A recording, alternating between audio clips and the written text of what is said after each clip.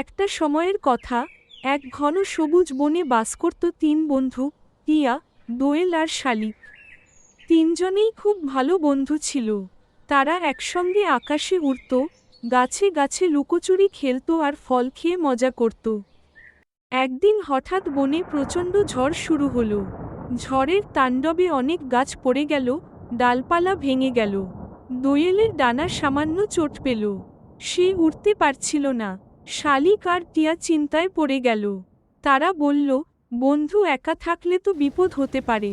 চল, আমরা তোমার সঙ্গে থাকি।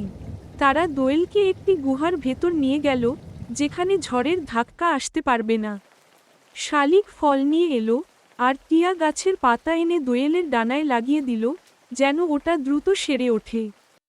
3 দিন পরে দোয়েল আবার উঠতে পারল। সে খুশি হয়ে বলল, তোমরা না থাকলে আমি কি করতাম। সত্যিকারের বন্ধুত্ব এমনই হয়। সেই থেকে তারা আরও ভালো বন্ধু হয়ে গেল, আর প্রতিদিন একসঙ্গে আকাশে উড়ে বেড়ায়।